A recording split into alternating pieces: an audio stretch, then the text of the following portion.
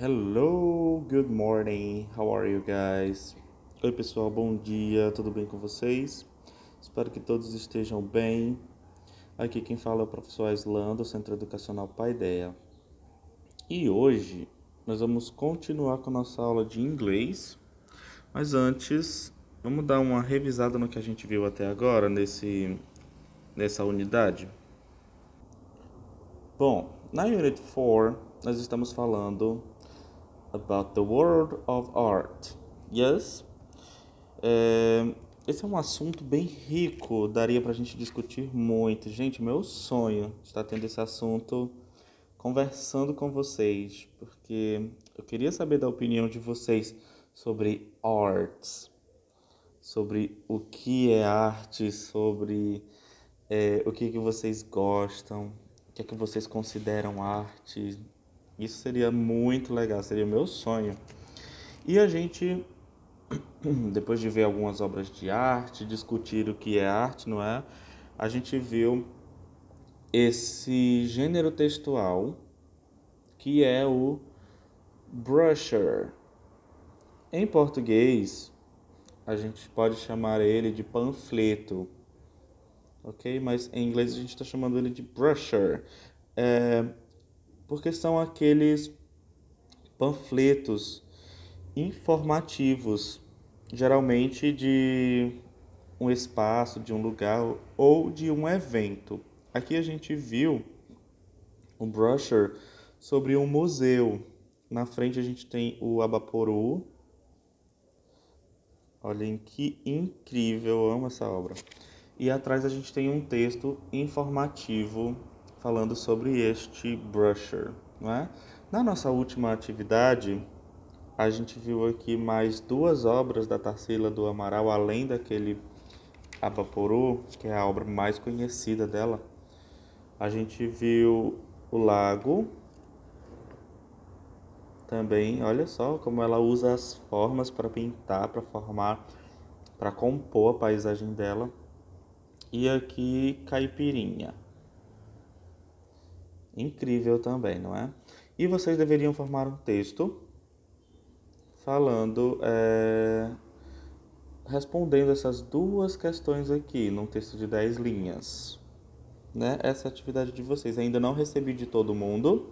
Estou no aguardo. Por gentileza, não deixem de me enviar, tá bom? Tentem fazer com o máximo de empenho que vocês conseguirem, com aquele conhecimento que eu sei que vocês têm, que vocês usam em sala de aula. Vocês são super inteligentes. Então, construam o texto de vocês. Não precisa ser um texto extremamente elaborado, precisa ser um texto que flua do conhecimento que vocês têm, tá bom? Isso já é importante, porque é um texto para a gente exercitar nossa capacidade, tá bom? Então, depois deste apelo emocional para vocês escreverem o texto de vocês, nós vamos para a nossa aula de hoje. Olha só, Vocabulary Study. Primeiro, a gente tem aqui essa primeira questão, que é sobre comprehension.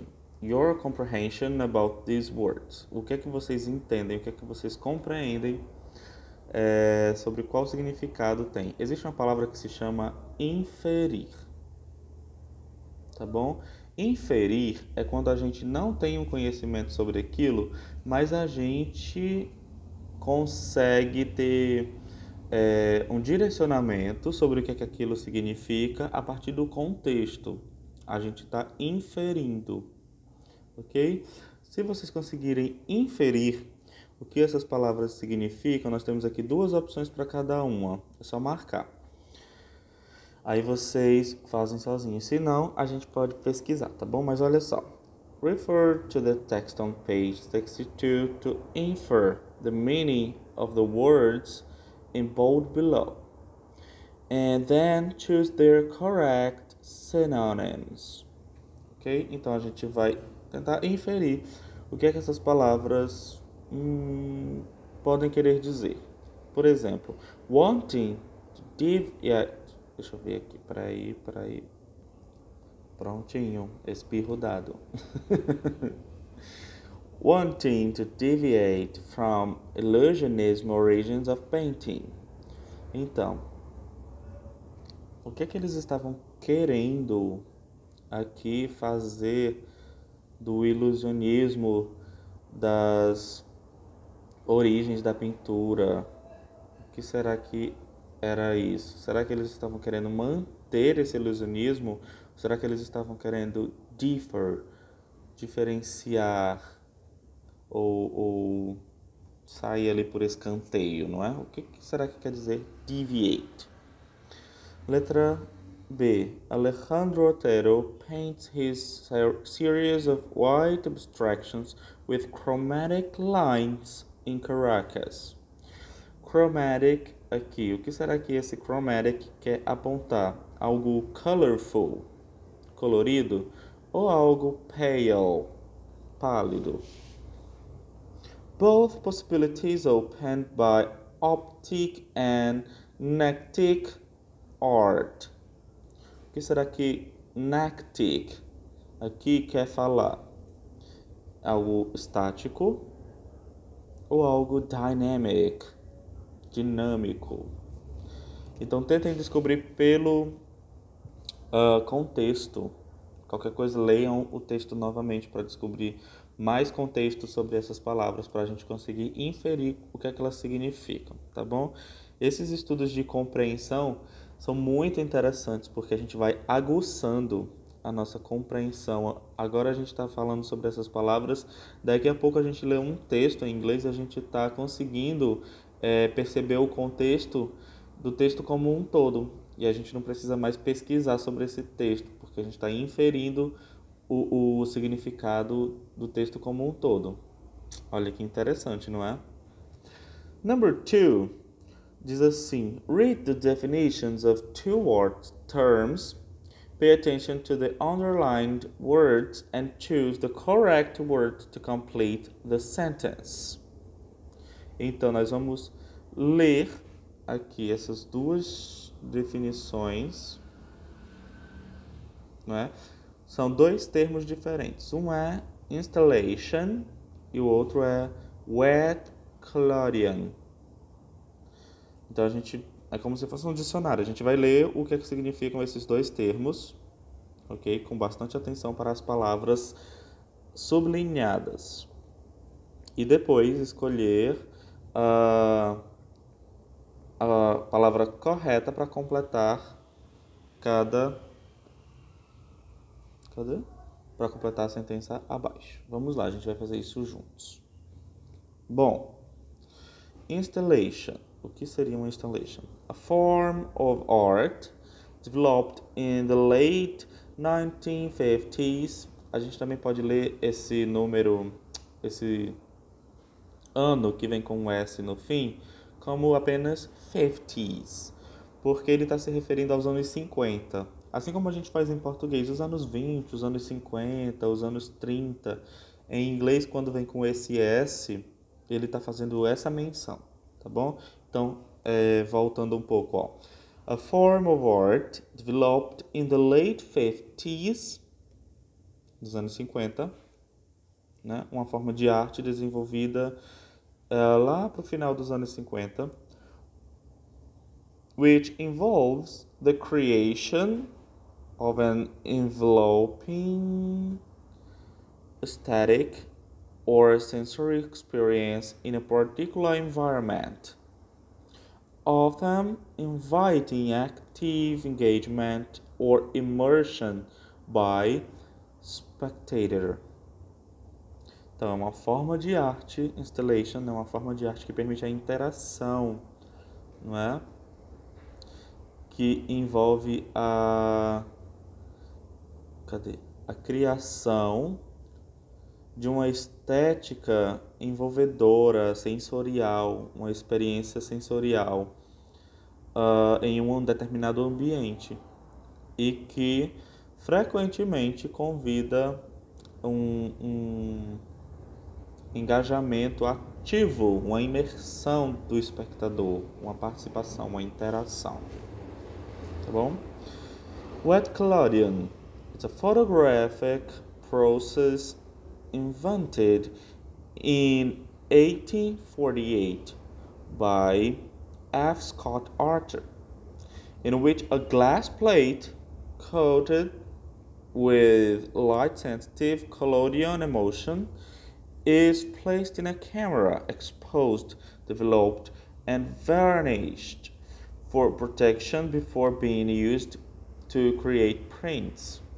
Então é uma técnica de fotografia, não é?